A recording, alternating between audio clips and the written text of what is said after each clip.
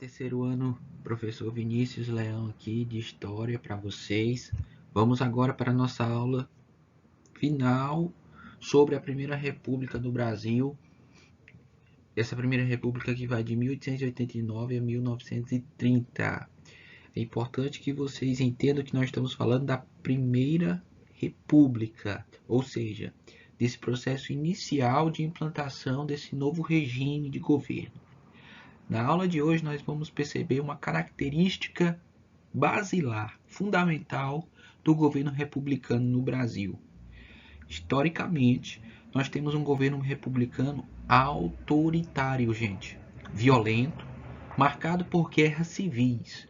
A Primeira República é marcada por essas características. E nós vamos ver na aula de hoje revoltas sociais que demonstram essa ação autoritária, essa falta de diálogo com a sua própria população por parte do Estado. Como primeiro exemplo, nós podemos citar a Guerra de Canudos na Bahia, que aconteceu aí no final do século XIX, nos primeiros anos da República. Tá? O que foi essa Guerra de Canudos que aconteceu na Bahia? A Guerra de Canudos foi um conflito entre um grupo social marcado por pobres, camponeses, tá certo? Sertanejos, pessoas que viviam no interior do interior da Bahia, no Arraial de Belo Monte, que depois passou a se chamar Canudos, que tinha como líder um líder religioso, um beato chamado Antônio Conselheiro. E eles se reuniram nessa comunidade, nesse interior, buscando viver a parte do Estado brasileiro. O Estado viu nisso uma revolta, uma afronta à sua organização e via nisso um estopim para uma revolta social contra o próprio Estado republicano. Tá certo? Então eles se reuniram nesse arraial de forma comunitária para enfrentarem a fome, terem melhores condições de trabalho e terem uma religião que lhe falasse mais perto sobre os seus anseios. Como eu falei, o Estado republicano não viu isso com bons olhos e determinou que o Arraial de Canudos deveria ser extirpado do território brasileiro. É isso mesmo que eu estou falando, gente. As pessoas que ali viviam não deveriam mais viver ali, no interior do interior da Bahia. Expedições militares foram enviadas àquele local para derrubarem, literalmente, o povoado de Canudos. Os jagunços se reuniram, venceram, mas na quarta expedição militar eles foram derrotados. Muitos foram mortos sumariamente. Alguns presos, mas milhares e milhares de mortos, tá, gente? Então, com a força das armas, o Estado republicano, vendo na própria população brasileira um inimigo, matou parte da população brasileira no Arraial de Canudos. Isso aí já demonstra o autoritarismo, a violência armada do Estado brasileiro e o desrespeito principalmente para com os mais pobres, características que, infelizmente, ainda perduram no nosso dia a dia. Eu gosto de falar isso, gente, porque a história serve para nós analisarmos criticamente a nossa realidade atual. E aí a gente percebe que essas características perduram. Também isso é presente na Guerra do Contestado, que aconteceu em 1912 a 1916, na região ali entre o Paraná e Santa Catarina. Uma região aqui que no mapa está em rosa, já era uma região de várias disputas entre Paraná e Santa Catarina. Então as pessoas que aí viviam já viviam em disputas por terras. Grandes proprietários de terras chegavam a expulsar poceiros e índios das suas propriedades pela força das armas. O conflito aí já estava estabelecido. Além disso, o Brasil, o Estado republicano, decidiu que queria que passasse por essa região uma estrada de ferro, ligando São Paulo a Rio Grande, lá no Rio Grande do Sul, que é hoje Porto Alegre. Tá certo? Essa estrada de ferro, essa ferrovia iria passar e o Estado estabeleceu que as margens dessa ferrovia, 15 quilômetros, tanto para oeste como para leste, deveria ser dos Estados Unidos, da empresa dos Estados Unidos que iria construir a ferrovia. Veja só como é o Estado brasileiro, entregando parte do seu território a uma empresa estrangeira. Claro que isso vai gerar uma série de conflitos, porque às margens dessa ferrovia moravam muitas pessoas e as pessoas não vão aceitar isso aí.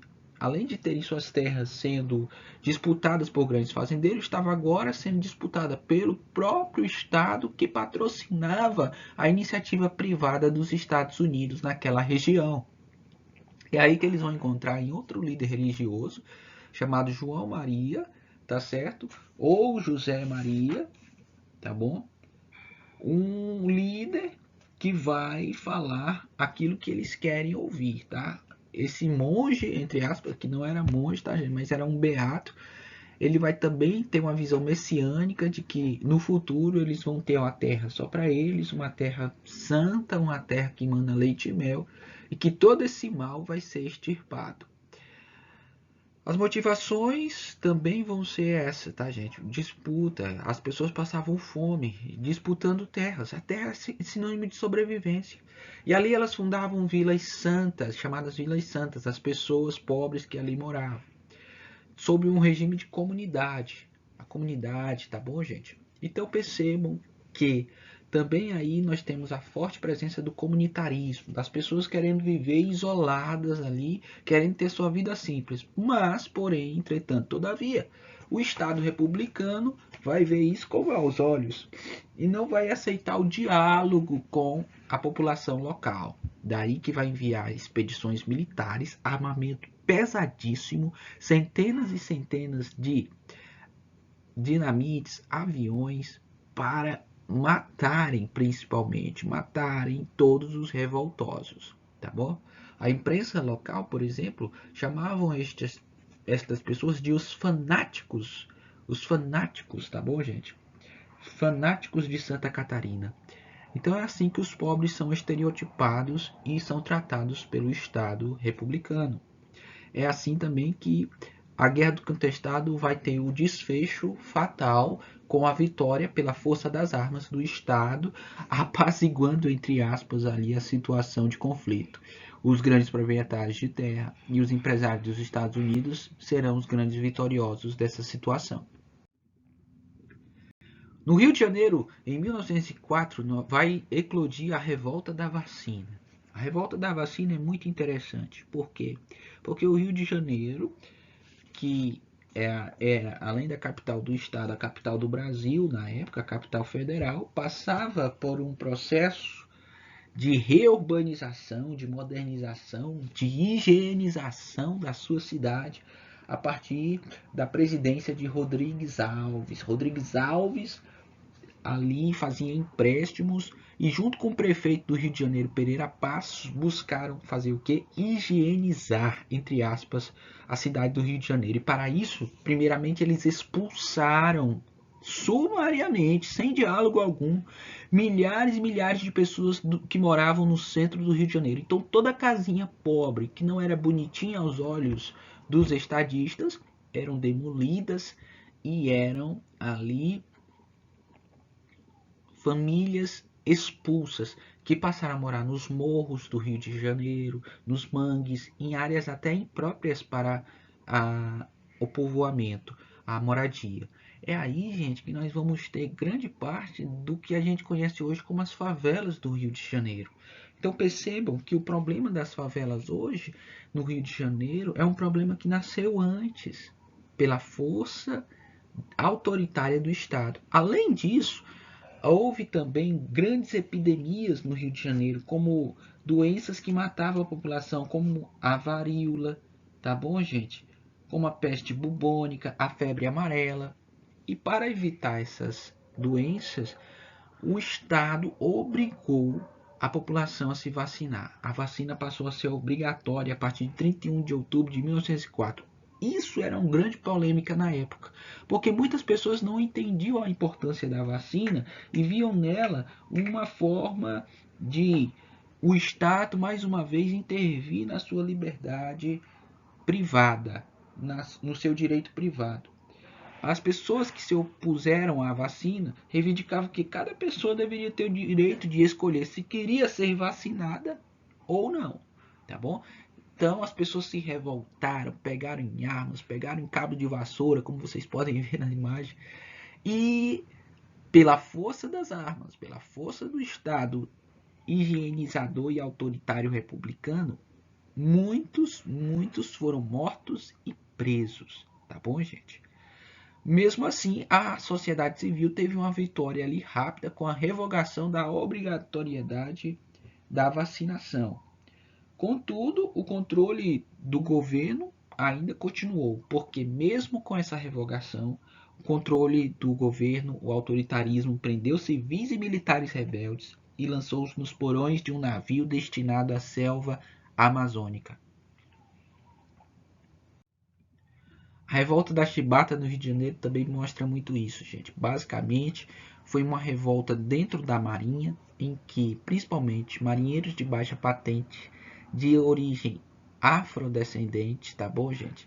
Eles tinham um código que ainda era seguido no tempo da escravidão, no tempo do Império. E isso levava ao que? A castigos corporais, condições de trabalho deploráveis, tá bom, gente? Os marinheiros vão se revoltar contra isso aí, principalmente sob a liderança de João Cândido, o negro João Cândido. Eles vão se revoltar, vão tomar navios, vão negociar com o Estado, o Estado vai aceitar as reivindicações dos marinheiros revoltados, porém o Estado, logo após a aceitação, vai voltar atrás no acordo cumprido com os marinheiros e vai prender e vai aposentar sumariamente todos aqueles que se revoltaram contra o Estado republicano. É aí que João Cândido vai parar em um asilo, depois ele vai ser solto, mas aposentado, vai passar a viver em miséria, morrendo com 89 anos de idade. Muitos marinheiros vão ser mortos e presos. É a violência do Estado, mais uma vez, aí na forma como lidava, principalmente com os mais pobres, com os negros, com a população brasileira mais carente. Nós vamos ter movimentos tendentistas eclodindo na década de 1920 com objetivos de instalarem no Brasil o voto secreto, o ensino público contra a República, o ensino público gratuito para todos, vão ser contra a República. Setores do Exército vão ser contra a República. É aí que nós vamos ter a eclosão dos 18 do Forte de Copacabana, que vai ser reprimido pela força das armas, não vai ter sucesso. Nós vamos ter também a Coluna Prestes, que foi o maior movimento tenentista de todos.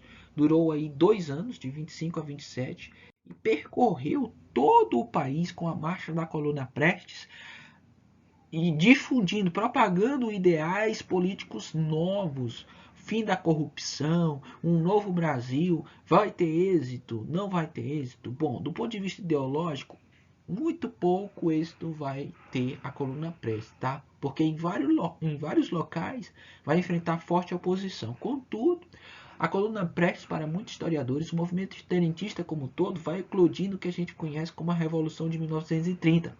A partir do momento em que novas leis vão surgir, principalmente no âmbito da questão eleitoral, com o fim do voto aberto e a instalação do voto secreto e a justiça eleitoral.